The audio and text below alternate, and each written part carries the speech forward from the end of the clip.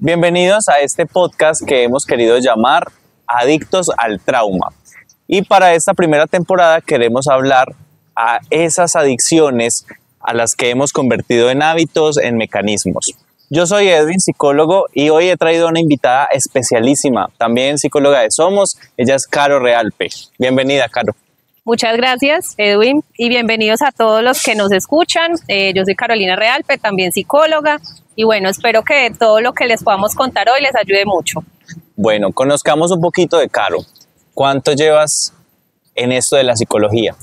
Yo soy psicóloga, tengo 17 años de experiencia y me dedico a la psicoterapia. Digamos que trabajo con todos estos trastornos afectivos, lo que es depresión, ansiedad, dependencia. Es como lo que más hago en consulta individual, presencial y virtual. Ok. Hoy vamos a hablar de un tema bacanísimo.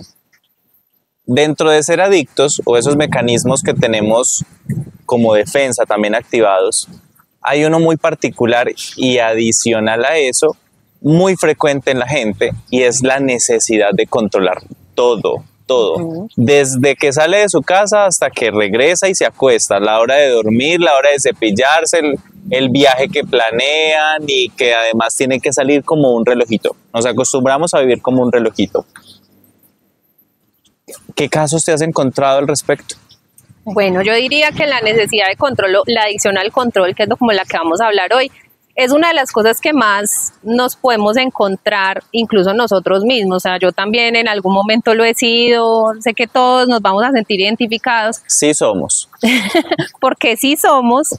Entonces, muchas veces es no solo controlar el día a día. Digamos que eso sería como, bueno, hay que organizar el día, eso nos regula la ansiedad porque nuestro sistema nervioso sabe que vamos a hacer esto, luego vamos a hacer esto y vamos a hacer esto.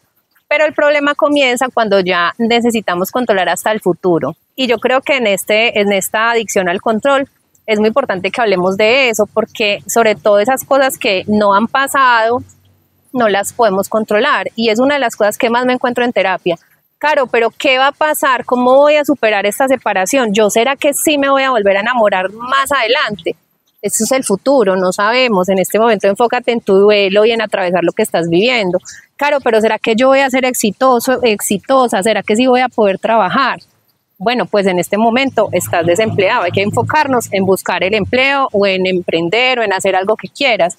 Entonces, yo siento que una de las cosas más difíciles es el miedo que tenemos a la incertidumbre, a lo que va a pasar en el futuro. Eso es lo que yo más me he encontrado. Y la necesidad de controlar cada pequeño detalle, no solamente el día a día, sino de lo que va a pasar mañana, en una semana, en un mes, o como yo le contaba a Edwin en alguna ocasión, estamos en mayo, pero ya quiero saber qué voy a hacer en Navidad, ¿cierto? No es caso fortuito, ¿verdad? Sí.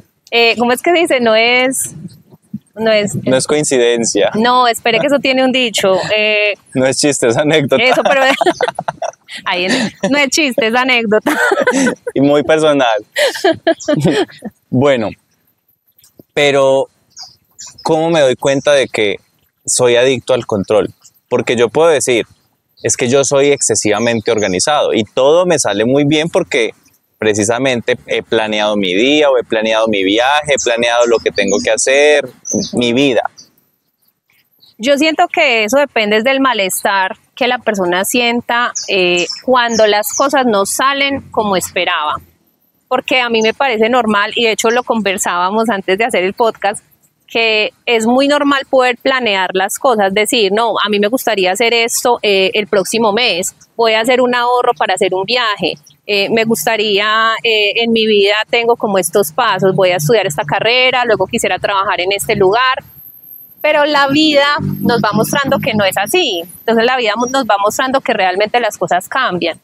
¿Cuál es como la señal de que si estoy siendo demasiado controlador o demasiado controladora? El malestar que yo siento cuando la vida me cambia los planes, ¿cierto? O sea, cuando ya las cosas empiezan a ser distintas a como yo dije. Yo dije que iba a viajar en junio, pero en junio sucede algo que no me permite viajar.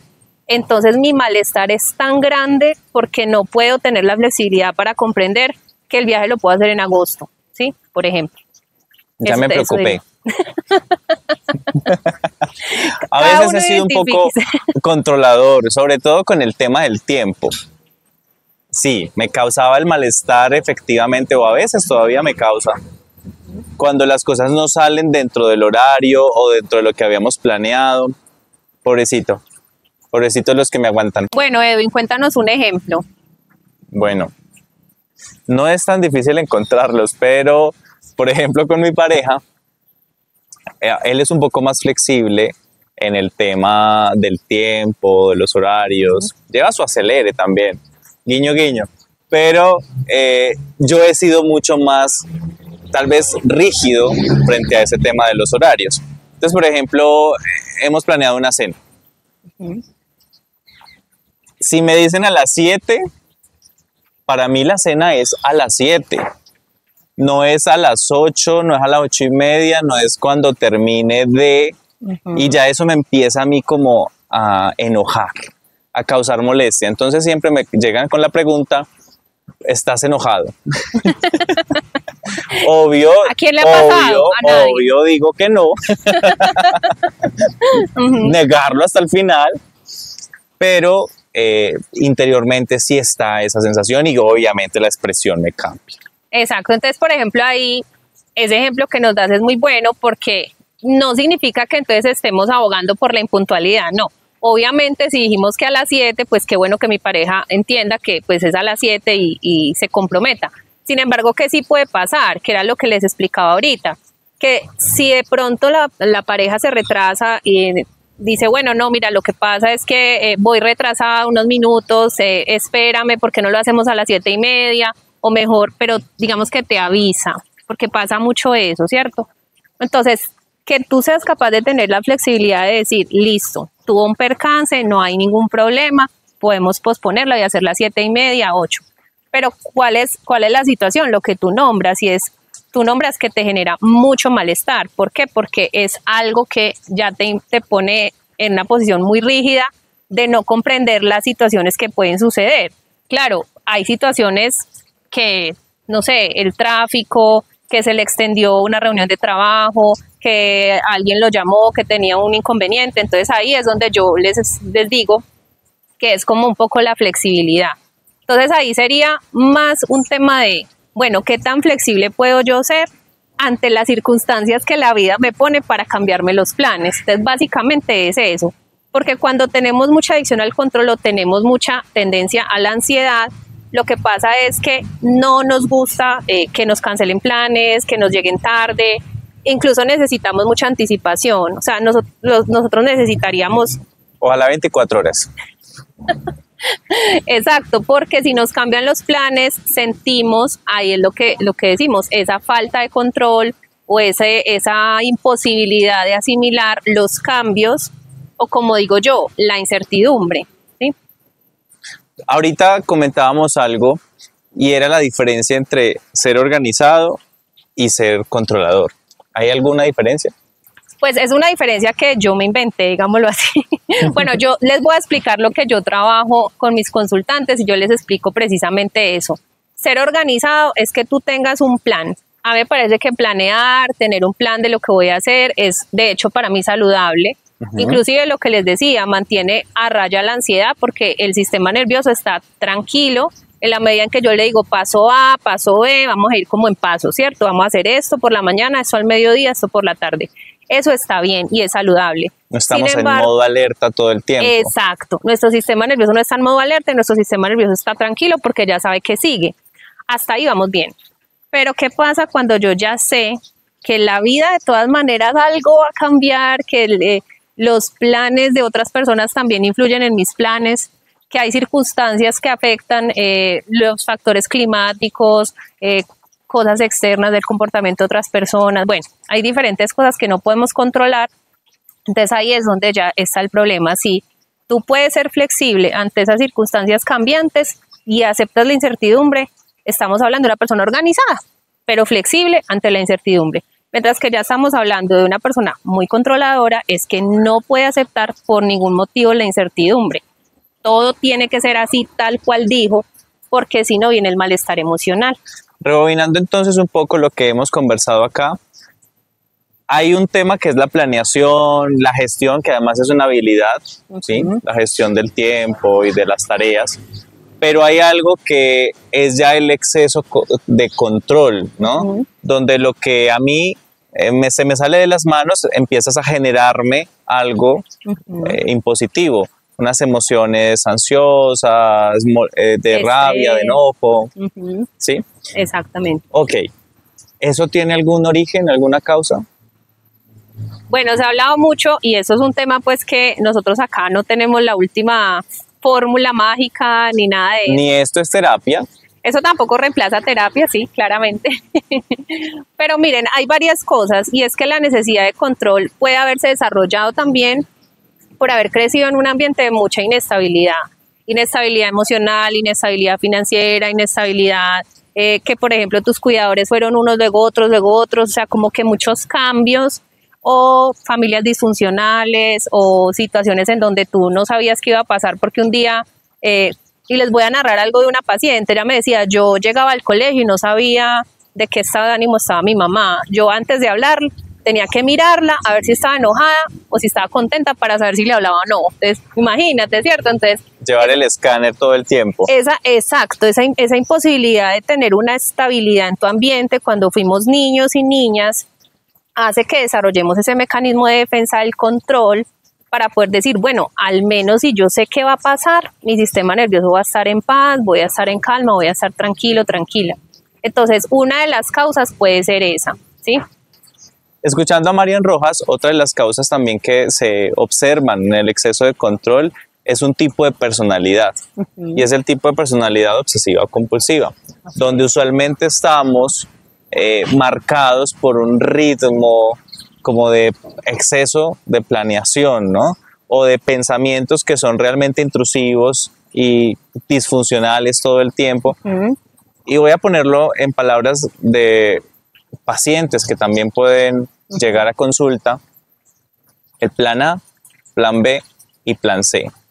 Y si no está uno y el otro, pues eso comienza a generar disfuncionalidad, malestar, mis relaciones sociales cambian, mis relaciones afectivas, ¿sí? E incluso la salud, porque también hay casos donde eso se somatiza, y esa creo que es una de las mayores causas también de consulta, ¿no? Pero ahora que nombras lo de las relaciones, recordé el caso de un paciente que también pues me parece que es importante con relación a esta necesidad de control, y es que muchas veces en la parte social o en las relaciones interpersonales, afectivas, sociales, incluso familiares, sobreanalizar demasiado la interacción. Entonces, por ejemplo, estamos hablando por chat, no me respondió, ya, o sea, me hizo ghosting.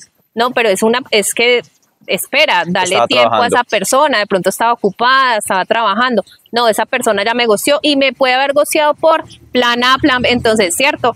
Una distorsionalista, distorsiones cognitivas en donde porque no le gusto, porque soy feo, porque soy malo, porque de tal, entonces esa podría ser también una necesidad de control que se expresa en eso que tú dices, una especie de obsesión al estar sobrepensando cada detalle de la interacción. Entonces, desde que no me contestó el chat, hasta que me hizo unos ojos muy raros, no me sonrió, no me saludó como siempre, no me llamó a la hora que siempre me llama, y eso también puede afectar mucho nuestras relaciones interpersonales, porque muchas veces son factores que no podemos controlar. En general, nada que sea la conducta del otro podemos controlarlo, entonces no podemos estar sobreanalizando los detalles de esa interacción para decir, es que no me quiere, es que ya no le intereso, es que ya me gustió, ya no le gusto. ¿Sí? Acá hay algo importante, y es también la importancia de por qué llevarlo a la terapia, ¿no? Y es porque este exceso de control también puede ser síntoma, si bien ya lo hemos dicho, de una inestabilidad en la infancia, posiblemente de un trastorno obsesivo compulsivo de base, o sea, algo sobre la personalidad. También está en los criterios de otras sintomatologías, otros trastornos que conocemos. Borderline o trastorno límite de personalidad, inclusive en algunos de ansiedad generalizada. Los trastornos de ansiedad, generalmente sí. Entonces, la importancia acá de consultar con un profesional en salud mental para abordar este tipo de casos desde ese malestar que nos está generando. Y eso se expresa en unas personas, ¿no? Hay parejas, imagínense a la pareja obsesiva y posesiva, ¿no? Que te quiera meter en una cajita de cristal. No me pasó. No nos ha pasado acá, Eso no no nos ha ha pasado a nadie. No, sí somos. Y también al jefe del micromanagement. Tampoco es caso, ¿no? Tampoco es chiste, es anécdota. Donde efectivamente lo que trasladamos es en una relación con el otro muy disfuncional, porque lo que estamos es limitando también la personalidad del otro, la expresión, el comportamiento, las conductas, y siento yo desde la parte del desarrollo que esto no nos está llevando en esta densidad cognitiva que se llama, ¿no?, a favorecer espacios para el crecimiento personal de las otras personas. ¿Qué opinas tú de eso? No, total, porque cuando tú intentas controlar el comportamiento de los demás, pues precisamente lo estás limitando. Y la persona que recibe este tipo de trato de una persona, ¿cierto?, como de control, siempre se va a sentir mal porque no puede expresarse como es, no puede ser como es. Y esto puede aplicar en cualquier tipo de relación, con jefes, con parejas, con amigos, bueno. ¿Quién le va a decir al jefe no me controles? Exacto, pero yo tengo por ejemplo el caso de otra paciente y ella me decía, era en un contexto médico como para explicarles, entonces me decía, pero es que ¿por qué no hacen las cosas como las tienen que hacer? Entonces yo le preguntaba, pero ¿dónde dice cómo las tienen que hacer? No, pues es que yo las hago así. Entonces, por ejemplo, ahí esa es una característica. Es que hay que hacer esto. Yo le decía, ven, ¿y no has pensado que de pronto esa persona puede hacer esto? Pero el resultado es el mismo.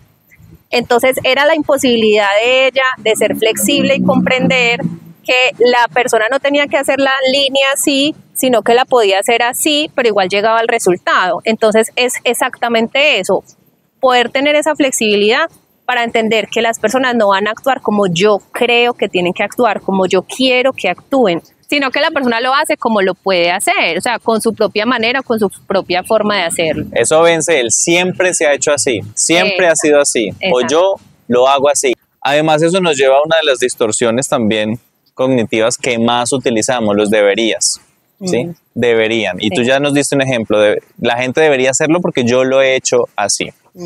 Vamos a ir cerrando con algo muy especial y es cómo se trabaja esto en terapia. Bueno, ahorita hablábamos de la importancia de trabajarlo en terapia, pues primero porque causa un malestar emocional. Yo siempre digo que uno a terapia va si alguna cosa le causa malestar emocional y pues es el caso porque esto puede generar estrés, angustia, trastornos de ansiedad, situaciones muy complejas. Entonces, se trabaja por medio de reestructuración cognitiva, que básicamente es replantear y reprogramar las creencias que tenemos en relación a esos como absolutos, ¿cierto? Es decir, es que tiene que ser de esta manera y si no, pues no puede ser. Bueno, pero ¿y no has analizado que puede haber varias alternativas que pueden suceder? Entonces, pues yo trabajo mucho la premisa de lo que puedo controlar, lo que no puedo controlar. Entonces, esa sería un ejercicio que incluso ustedes prácticamente lo pueden analizar en cualquier situación de sus vidas. Ante una situación que les genere malestar, analicen lo que puedo controlar y que no puedo controlar. Otra cosa que yo trabajo mucho es la aceptación de la incertidumbre. Entonces yo digo, solamente hay una constante en la vida. La única constante en la vida es que todo es incierto. No sabemos qué va a pasar mañana, qué va a ser mi jefe, qué va a ser mi pareja, qué va a ser mi mamá, mi papá. Entonces, no sabemos qué va a pasar. Si nosotros aprendemos a hacer, claro, planear, por lo que decíamos, el sistema nervioso necesita cierta estabilidad para saber qué sigue. Pero yo también tengo que tener cierta flexibilidad para entender que las cosas cambian. No es dejársela a la de Diosito, tampoco, que nos llevaría a otros trastornos que estaremos hablando. Exactamente. Pero sí, ser un poco más flexibles cognitivamente, ¿no? Ante esa densidad, ante ese cerebro que nos dice tiene que ser, debería ser así, empezar a romper esos esquemas y abrirse a una posibilidad. Como tú lo decías, nada más seguro que la incertidumbre. Nada más seguro que la incertidumbre. Gracias, Caro, entonces, así por conectarte con nosotros en este momento, por estar aquí presente. Gracias a ti. Por compartirnos esta experiencia, a ustedes por conectarse también y vivir este primer episodio de Adictos al Trauma, hoy Adictos al Control Excesivo. Nos vemos en una próxima ocasión. Vamos a traer pacientes, ¿no? Sí, claro, la idea es que podamos compartir desde esas experiencias. Que cada uno de nosotros podamos ver precisamente que esto pasa en la vida real, que esto no lo están inventando los psicólogos que están ahí al frente. Y también cuando quieran les contamos nuestros propios casos. Guiño, guiño. A todos muchas gracias y hasta una próxima ocasión. Chao.